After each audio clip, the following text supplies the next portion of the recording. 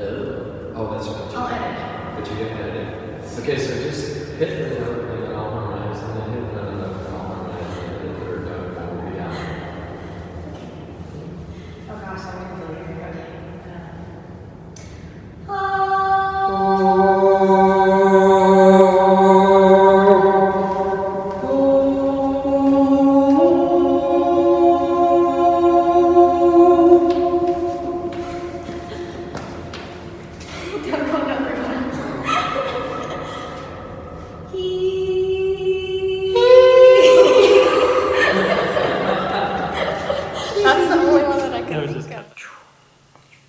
Hello. It is the end of September, pretty much, and it's been a pretty great month, I would say. I have a partner now, which is really, really amazing. A boyfriend. His name is Douglas, and I thought I would just, put that little note in this video because I think it's important. I never really knew when I would get into a relationship in my 20s, but I'm happy to know, and I'm sure past Grace is happy to know and future Grace is happy to know that she has now finally found someone who works, who fits her. Besides that, today has been really good because I have felt very productive. I have started to reach out to the 3 people that I need letters of recommendations for the MFT program at Chico. I'm really excited. I definitely have a lot of imposter syndrome and insecurities and low self-esteem, really, or just when it comes to the idea of me pursuing an MFT program and career route. That's honestly quite natural because I haven't done the training yet. I don't have that knowledge or that expertise yet, which is why I'm applying to a master's program. So yeah, I've just been feeling quite motivated yesterday and today to get that started. And it's definitely taken at least a month or so to really, and longer than that, to feel motivated to apply. But yeah, that's just, those are 2 big updates in my life right now, and I'm definitely open to the possibility. I guess the other update was me, getting diagnosed.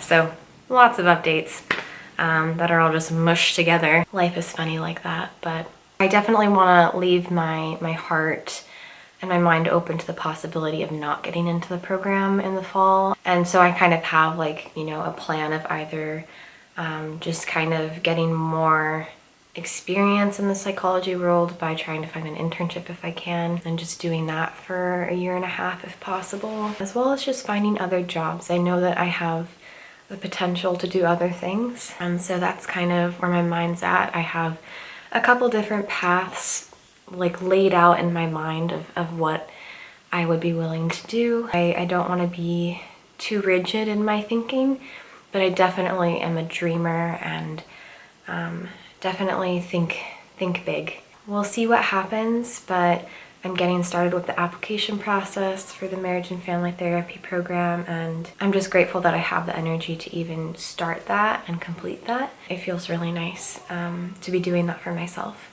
and for my future self and my past self. So that's a little update. Definitely feels like fall. It rained last night. I've got a pumpkin spice candle lit in my bedroom. It feels good. There's been a lot of life changes for me, but honestly, I think it's quite magnificent how well I've adapted. And it's taken time and a lot of learning and relearning, but I'm really proud of myself, and it's really cool how natural it feels. That's something that I really like about life, is that when you feel ready and something happens and you're ready for that thing to happen, it just feels natural. And it feels like you were meant to be doing that all along, to be in a relationship or to be spreading your wings and trying something new. Or finding out that you're autistic at the age of 23. But yeah. Lots of good things.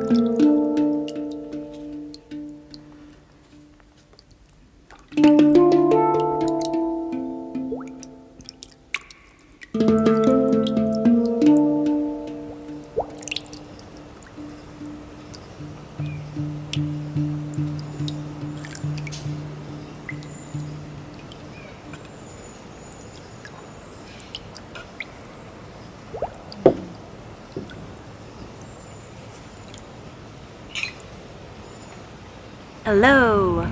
It is now October, which is crazy. I remember I started this vlog around September, sometime in September or August actually. So it's been a while. I hope you're doing well. Just checking in.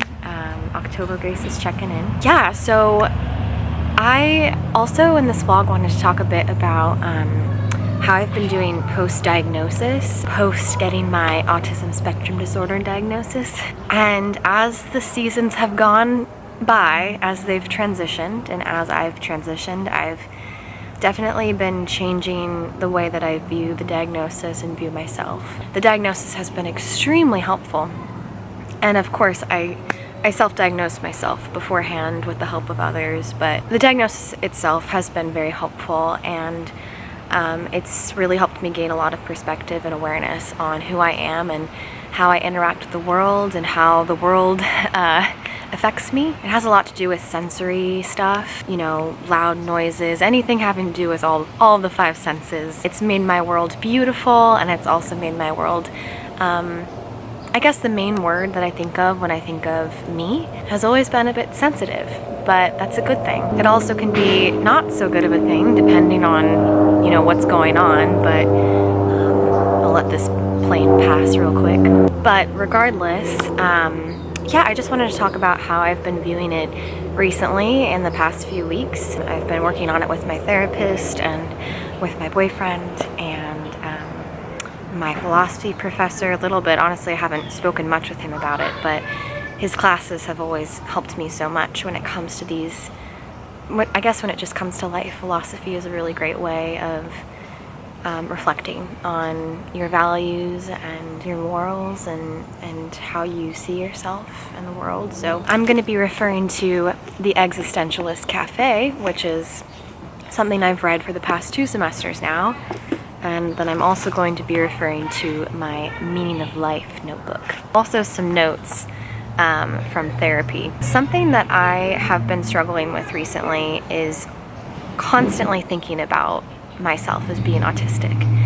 And that is something that I have really appreciated because I've been able to, like I said, I've been able to learn a lot about myself based off of that diagnosis.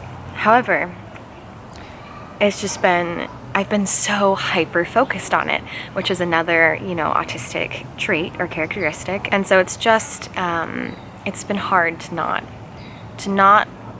think of myself as autistic 24/7, and that's okay. It's okay to think that way, but there's a part of me that misses my past self, the self that didn't know the answer, that was curious about the mystery of it all, and the mystery of why I've been sensitive and why I've always felt deeply. And you know, now I know a lot more about how my brain functions, and so that's amazing. Like I could say I have the answer, but at the same time, that doesn't leave a lot of room for being open to change or open to discovery or open to mystery. And so, you know, in therapy, I've been talking with my therapist about how can I have a healthy balance of knowledge and mystery, because I love the knowledge. I love the knowledge so much. I love talking to people about all of the autistic facts I know now, but at the same time, I want to be able to flow a little bit and still have some room for growth in other areas in my life that aren't about autism. So yeah, we kind of talked about how it's like a pendulum swinging back and forth between knowledge and mystery. And another metaphor that my therapist Eve gave me, which I just love her because she's always so big on metaphors, but another one was, I can either see myself as a science experiment to be known, or I can see myself as clay on a pottery wheel, which is to be created and to be, again, like explored, or there's more fluidity when it comes to something like that. So maybe seeing myself as more of an art form rather than a set in stone, like calculation or something like that. So yeah, I've been thinking a lot about that, and that's been very helpful. And I think like the healing process of learning that I'm autistic, and yeah, it's just been a very, very helpful way of viewing things. And so then in my philosophy class today, to kind of wrap this up in a nice little bow, there was a quote that I felt really resonated with me. So I'll read it now. And this is about Maurice Merleau-Ponty, and he is an existential philosopher. With Merleau-Ponty, the further he wades out into the mysterious, the closer he also comes to the basics of life. To the act of picking up a glass and drinking, or to the bounce of a branch as a bird flies away. This is what astonishes him, and for him there can be no question of banishing that puzzle by solving it. The philosopher's task is neither to reduce the mysterious to a neat set of concepts, nor to gaze at it in awed silence. It is to follow the first phenomenological imperative, to go to the things themselves in order to describe them, attempting rigorously to put into words what is not ordinarily put into words, what is sometimes considered inexpressible. Such philosophy can be seen as an art form, a way of doing what Merleau-Ponty thought Cézanne did in his paintings of everyday objects and scenes, taking the world, making it new, and giving it back almost unchanged, except in that it had been observed. In his inaugural lecture at the Collège de France on 15 January 1953, published as In Praise of Philosophy, he said that philosophers should concern themselves above all with whatever is ambiguous in our experience. At the same time, they should think clearly about these ambiguities, using reason and science. Thus, he said, the philosopher is marked by the distinguishing trait that he possesses inseparably the taste for evidence and the feeling for ambiguity. A constant movement is required between these two, a kind of rocking motion, which leads back without ceasing from knowledge to ignorance, from ignorance to knowledge.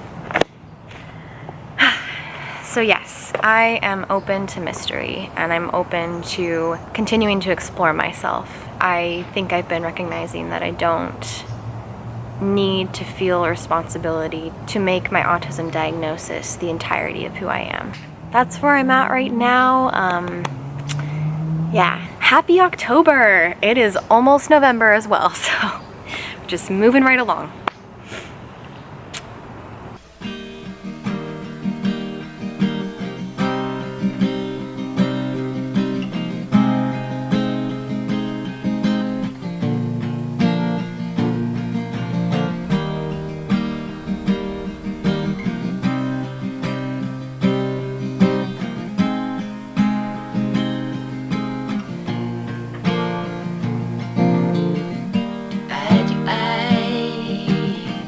Where do I try?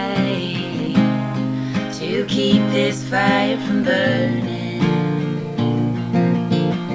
Release control, just let it go. You know you'll never be certain of the meaning or the time, or the reason or the rhyme. No, you know you'll never be certain.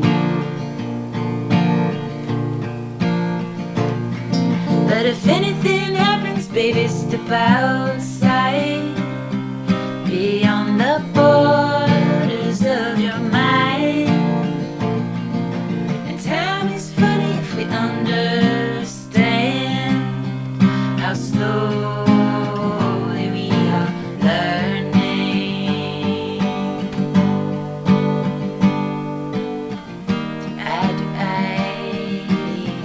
Why do I cry?